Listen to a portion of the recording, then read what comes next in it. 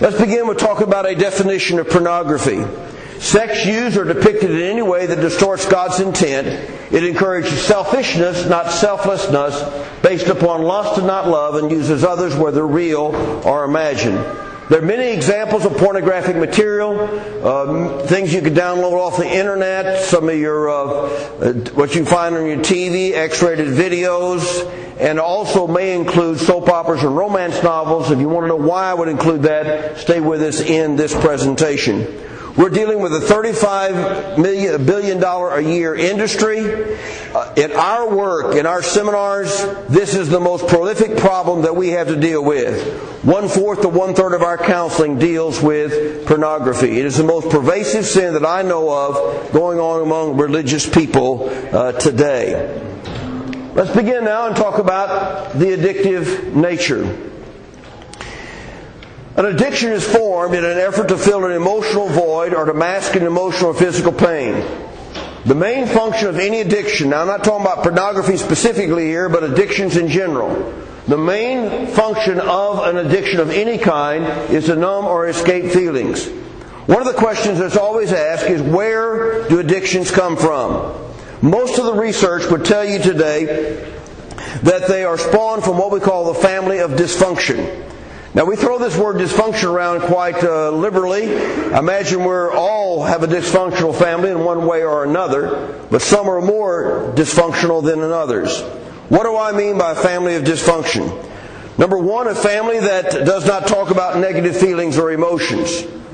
That, in other words, that they're not allowed, if they have negative feelings, they should not have those feelings. Secondly, the dysfunctional family has no issues. They have to keep the facade of the perfect family. Everybody else has problems, but not us. In our counseling, we've done over 3,000 counseling appointments in the last decade. A couple sits down when we want to talk about their family of origin. And we'll say, tell me about your family. Well, I grew up in a perfect family. That is the biggest red flag there is, folks. That family does not exist, in case you want to know.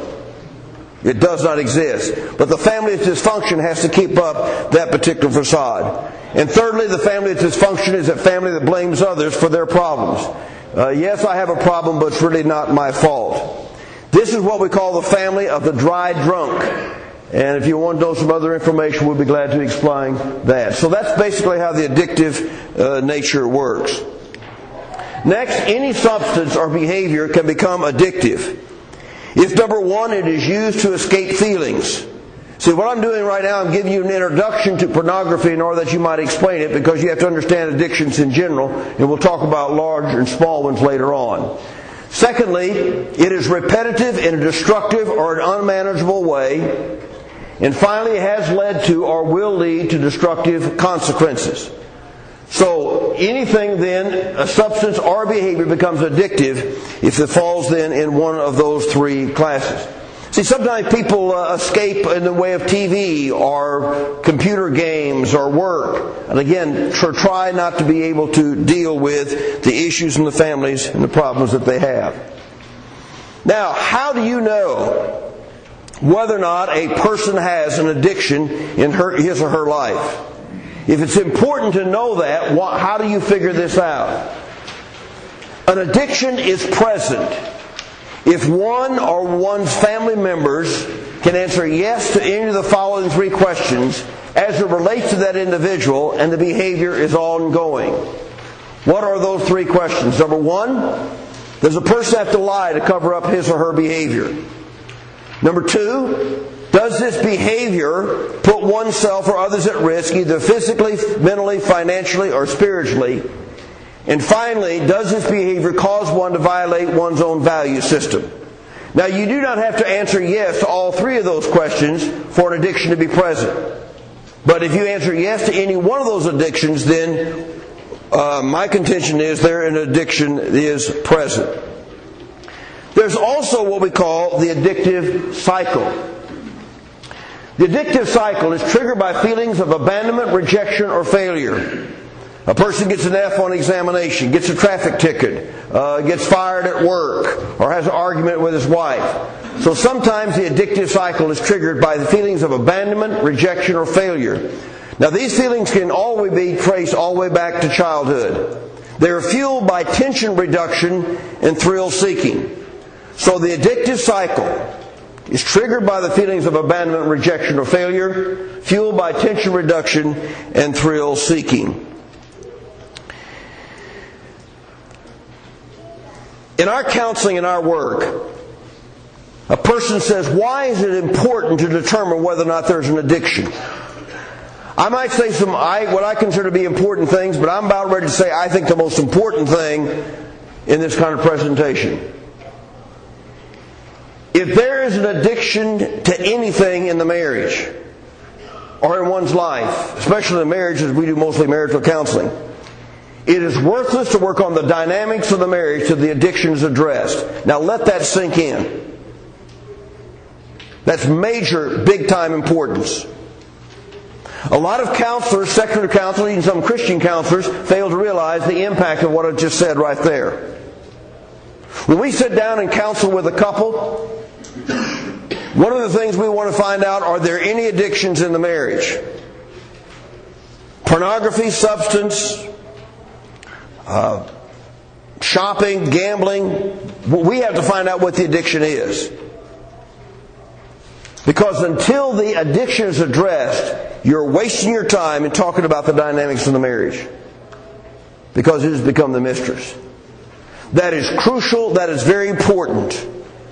Especially as we're going to work with the area of pornography. There are what we call large and small addictions. Any addiction can destroy a relationship. Some of the smaller addictions you probably already know: eating, working, shopping, TV, recreation, video games. The smaller addictions are usually easier to break out of. For instance, like shopping. Did you know there's a 12-step program for those who are shopaholics? And ladies, I don't mean to throw at you a little bit, but it's more the women than it is the men here in this case. Now, did she answer yes to one of those three questions? Yes. She's putting her family at risk financially. She has to lie to cover up her behavior. And so she has a problem. Now, the shopping addiction is not a problem all that much. What you have to do then is begin to help the person. Give her a list of what she to buy when she goes to the store. Limit the time she's there. And more than not, give her a purpose for living. Those are the smaller addictions, easier to work out of. However, the larger addictions are a little more difficult. We call them simply in our work the big three. You already know them. Let me just list them for you. Number one would be substance. We're talking about alcohol, nicotine, anything of this nature, the substance addiction. Secondly, what we call the gambling addiction. The gambling addiction is very interesting because it's based on intermittent reinforcement. Why does a person buy a lottery ticket? Well, what about the one-armed bandit? They know somebody, some way is going to get the payoff, right?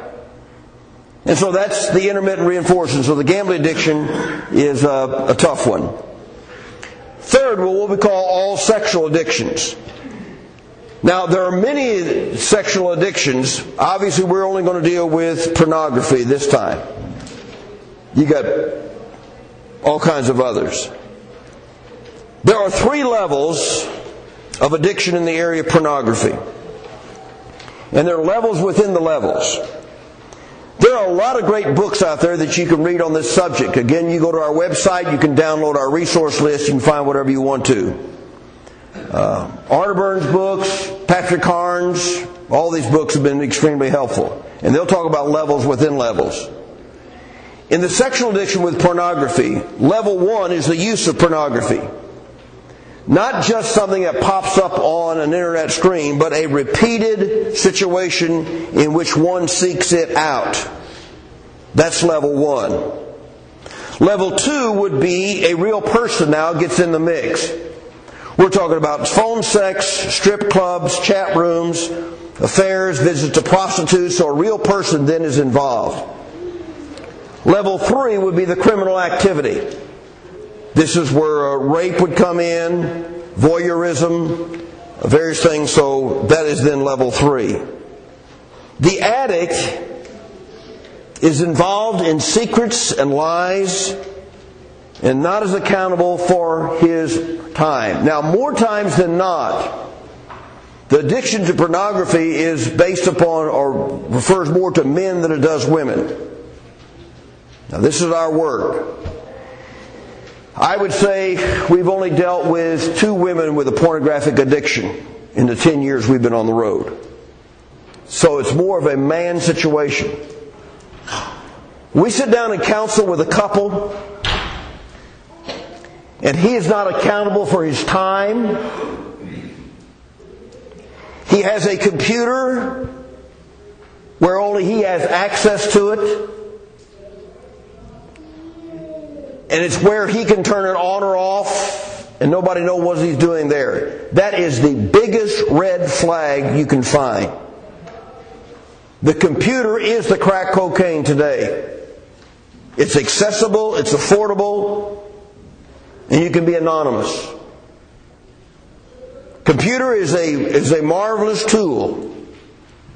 But I'm telling you, in this area, you're talking about something that Satan has had a major heyday with it. Most pornographic addictions that we have dealt with begin in the preteen or teen years. Very seldom do we deal with a person with a pornographic addiction that started when he was 25. It goes all the way back. That's why, side note, parents, please do not put a computer in the room of a teenager where they have accessibility to it without some kind of parental controls on it. It is extremely, extremely dangerous. You say, well, my children wouldn't do that.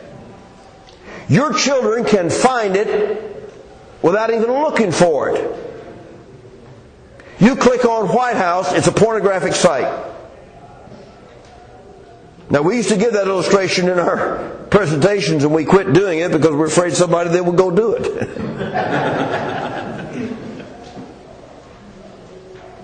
You talk to these young people today, they can research for a paper and find it. That is probably the dangerous area.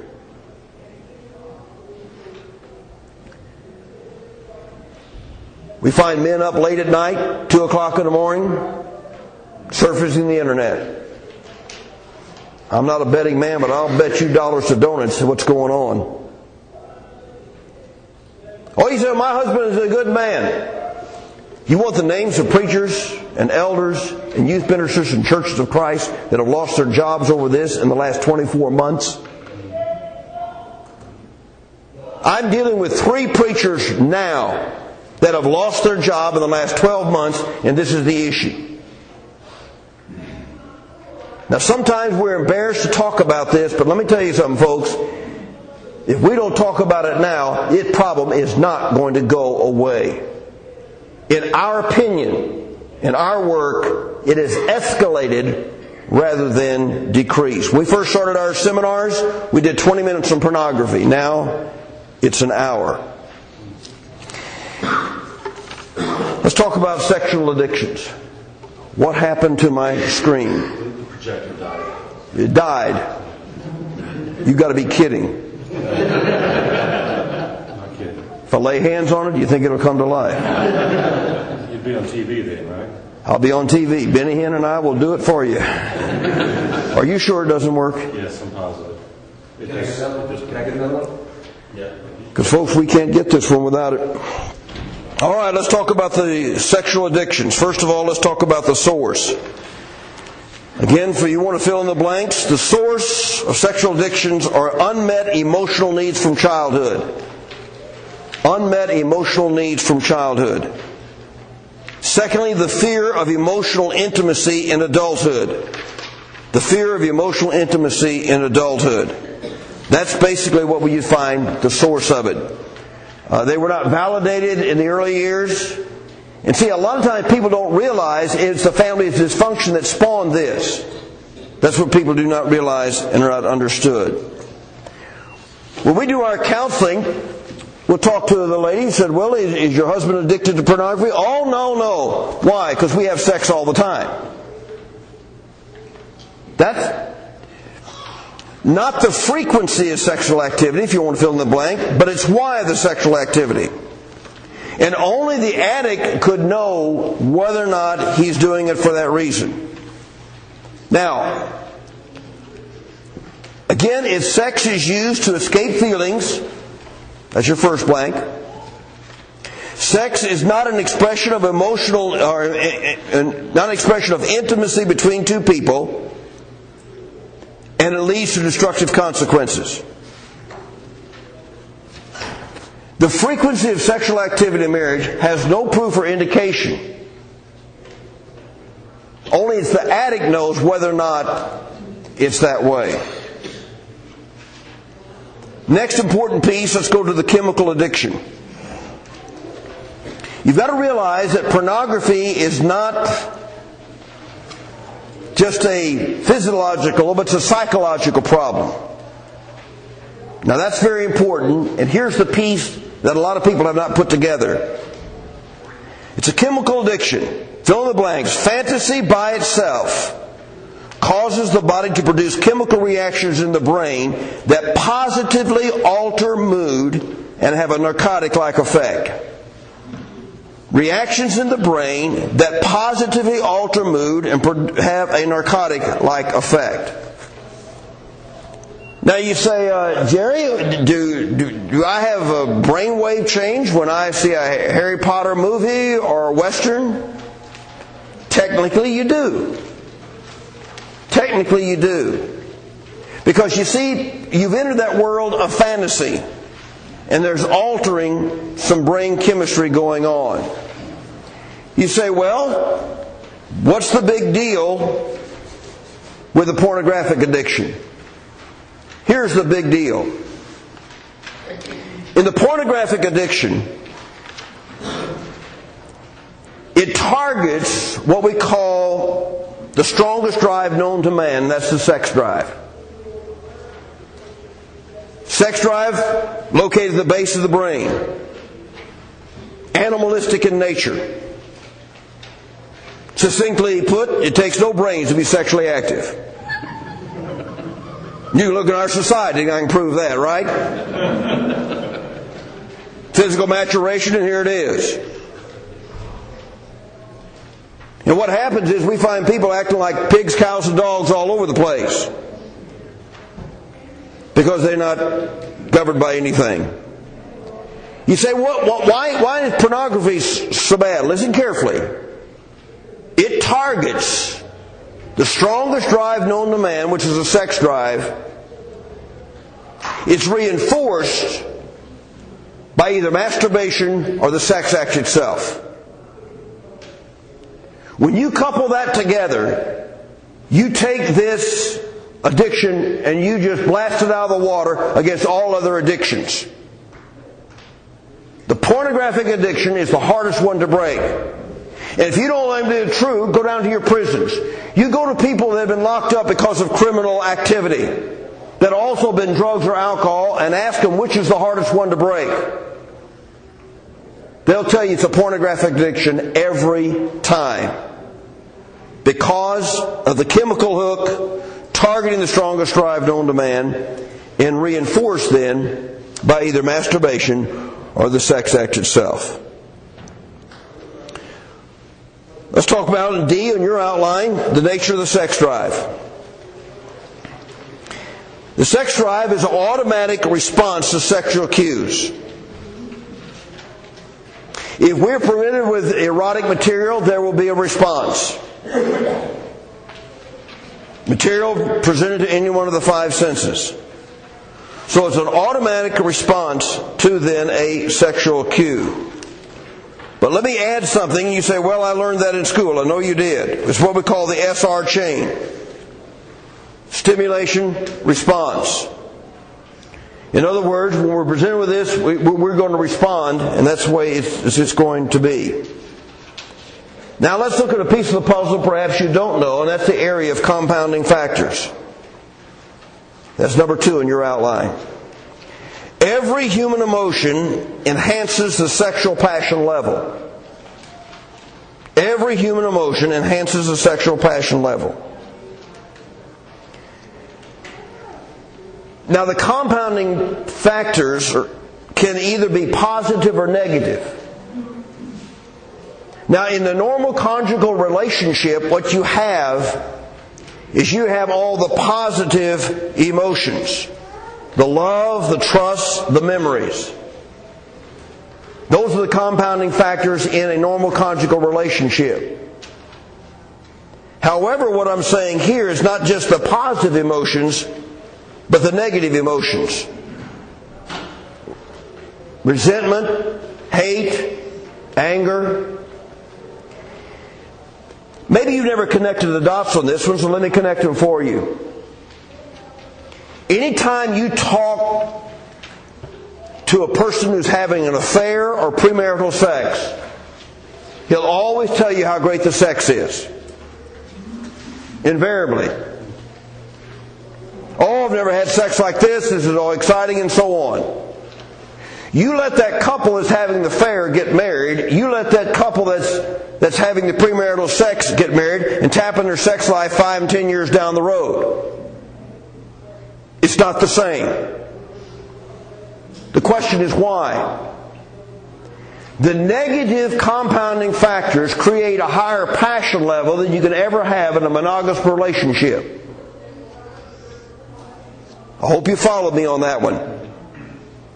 You see, in the person having the affair, the premarital sex, it's the fear of pregnancy, it's the lies, the deceits, it's all this other stuff. And so the negative factors have, coupled with the raw animal passion, the ability to create a higher passion level it can never have in a monogamous relationship. That couple gets married over here, and the negative factors that gave it such a high passion level over here are not there. Why? It's legal now. It's fine. We'll find it in counseling all the time. Couple comes to us, they've been married 5 or 10 years, they can't stand one another, they can't sleep in the same bed, they can't be in the same house, they're going at one another. And one of the questions we'll always ask, were you sexually active with one another prior to the marriage? We do not keep statistics on this, folks, but if you're talking about a guy in the trenches, 9 out of 10 say yes. Anytime the physical becomes a dynamic that drives the truck, your ability to make a good decision on who a lifelong mate should be is terribly eclipsed. I'm not saying impossible, but I'm going to say it's extremely, extremely difficult. And this is what we're running into in our counseling and our work all the time. So the compounding factors are very important. Let me add another piece to the puzzle. What we call habituation or desensitization. Habituation simply means we become used to the sights, sounds, and stimuli that's often round about us. You have habituated to the shoes on your feet, the clothes on your back, your eyelids going up and down. You're not aware of that. Habituation is a natural human response. You cannot get away from it. Now, let's put it into the conjugal relationship. Young couple gets married, foreplay is new, the newness is new, the act itself is new. Strike up the band, bells, whistles, and so on. Let's go to year 10. It's different, isn't it? The foreplay is not new, the newness is not new, the act itself is not new. What have you done? You've habituated to one another. I'm not saying that's wrong or bad. I'm saying it's a natural human phenomenon. We cannot get away from it. Usually then what happens in the world of pornography, it's the man that wants to spice up the marriage. So what does he do? He goes to the world of pornography. Usually a video, something downloaded off the internet. Now what does that do for the passion of that man for a period of time? It elevates it, does it not? He hasn't seen that. He hasn't done that. He hasn't experienced that. Now what will happen then, as he goes into that world, he will habituate to a certain level. To get the same buzz or same high, what does he have to do? He's got to get more and more. You follow me? To get the same buzz or the same high. More times than not then, he will introduce it into the marriage. Buy a video or something downloaded off the internet. What does pornography do for that couple? It gives them a passion level they haven't had in a long time. Why? They haven't seen that. They haven't done that. They haven't experienced that. But what happens after a while? They will habituate to a certain level. In order for them to get the same high or the same buzz, what do they have to do? They have to get more and more and more and more. More times than not, it's the wife that backs up and says, I didn't bargain for all this. He plays the guilt card and says, you're a better sexual partner because of that. And if you won't do this, I'll find somebody else who will. It'll be your fault.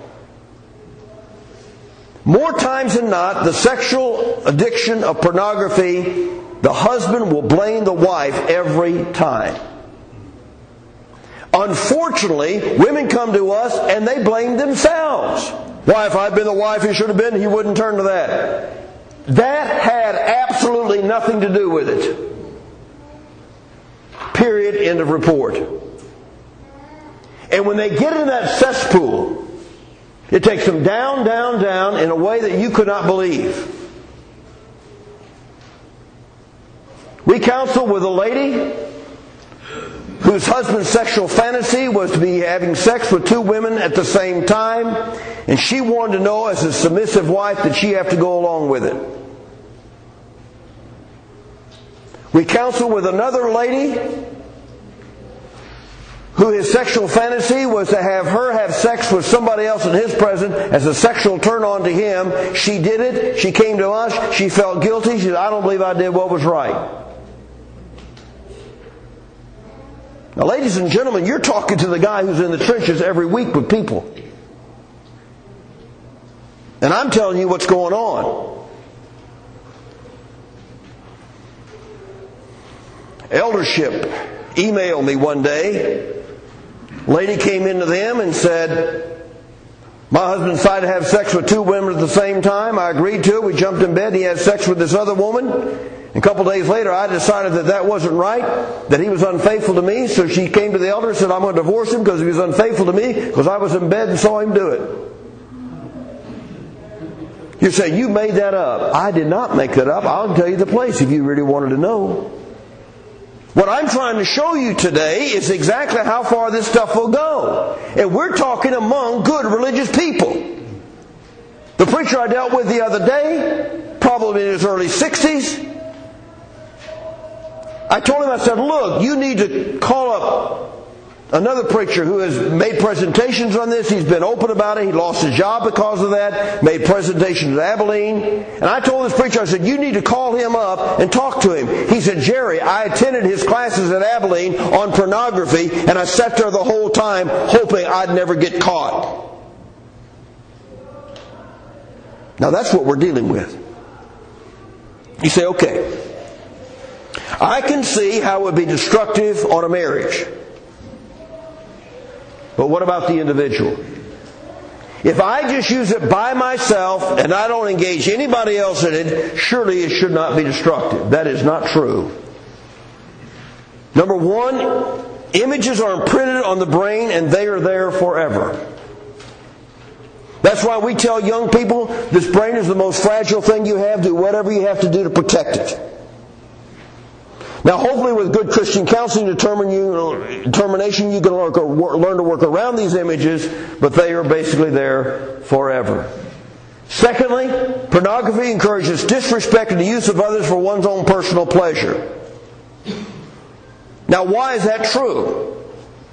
If I have grown in my pornography addiction to think that other people should be used by me and that therefore they ought to do what I say, then disrespect and use of others. You show me disrespect in a marriage, and I'm going to show you many times there's a pornography addiction somewhere in the background.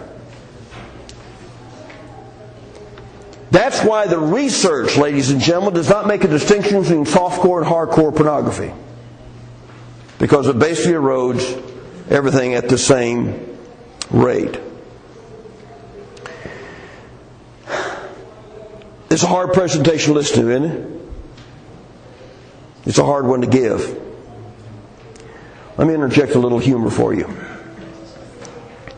Let me talk about classical conditioning. Classical conditioning was born years ago by Russian scientists, which they paired then an unconditional stimulus with an unconditional response. You remember Pavlov, the drooling dog? You remember that fact? They would go in there and they'd feed the dog, and when they went in there, the cage would rattle, the door would rattle.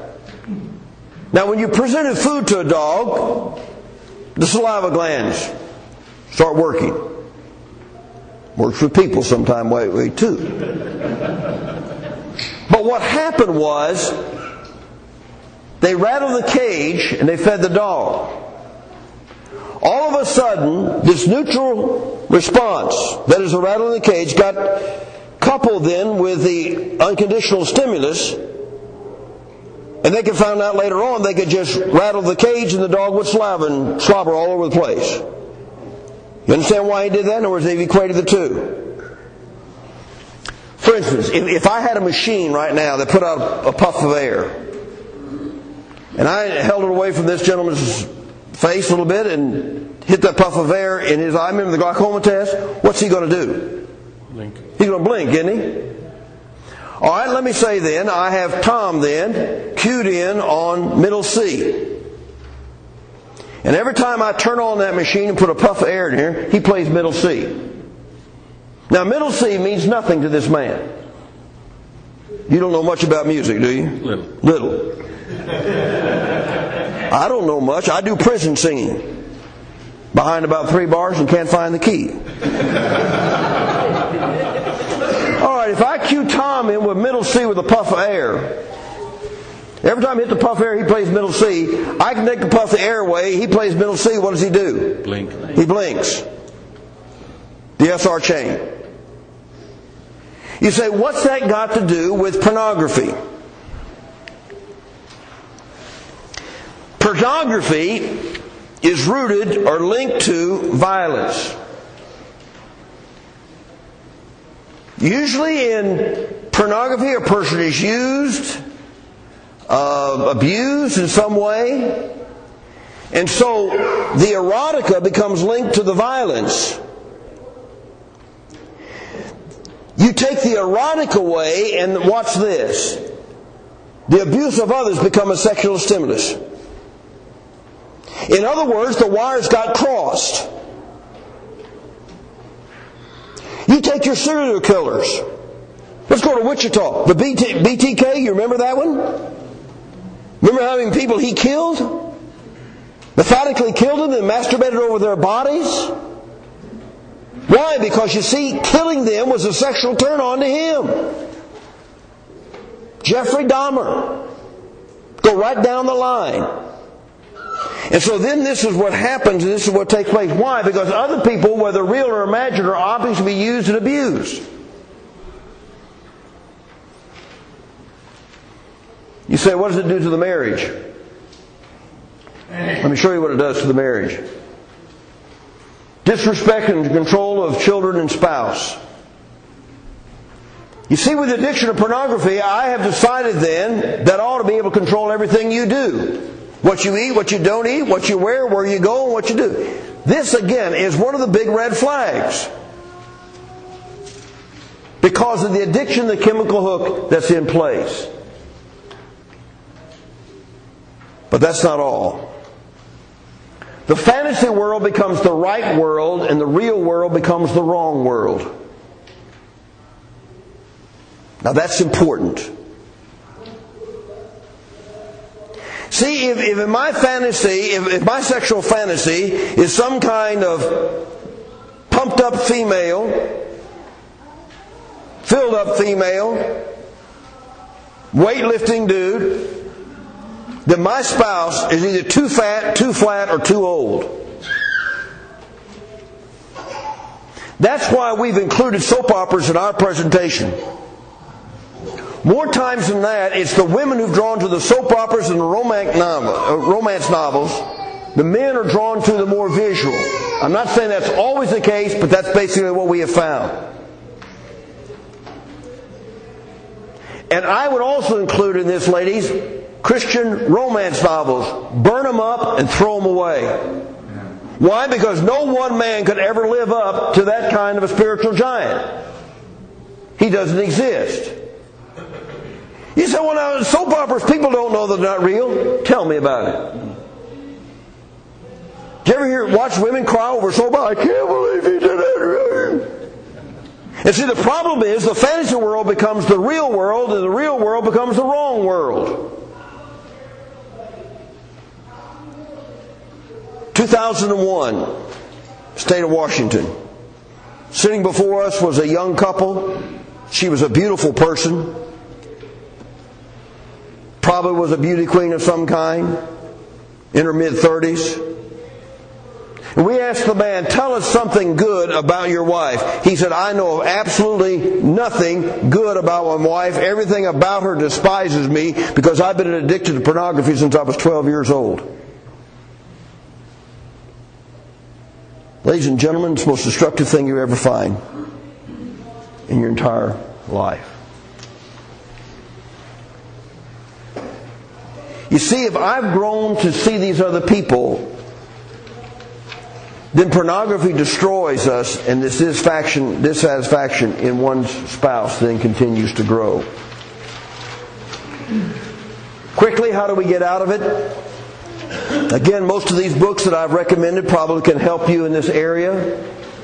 But number one, you need to decide that it's wrong. You say, well, this is sort of what good old boys do now and then. I beg to differ with you, not good old boys in the Lordship of Christ. Number two, you need to accept responsibility. Well, I had this bad happen to me in my childhood, and now, ladies and gentlemen, all of us have had some bad experiences. You want to get down to it? Finally, you have to step up to the plate and say, I accept responsibility for my attitude and my actions. Pray. In order to be engaged in sexual morality or pornography, you have to factor God out of the equation and have a very warped view of God. Take action when you're doing this. We've got the dish. I've got the internet. I've got a laptop. You get rid of that. You change focus. Anytime you take something away from a person, you put something in their place. And finally, you're going to have to accept some accountability. In a town of this nature, I know that you have some groups that work in this way. If this is personally your problem, I would urge you to please get some help. Maybe the greatest ministry you've ever thought about is yet ahead of you. I would urge you in your local churches to have some classes. Every young man's battle, every man's battle. And let's have these classes and let's deal with these things. I know sometimes it's not a subject. We're embarrassed about some of the things. Maybe embarrassed by some of the things I said today. But let me tell you, ladies and gentlemen, about these young people. They're either going to learn it in the locker room or the playground or the school classroom. I say let's learn it here in the church where we can talk about it from a Christian standpoint. And let's don't dodge that issue. Again, going too fast for you. Got some CDs where we do the 65-minute presentation. Go to our website and see other material that we have. Thank you very much for coming. God bless.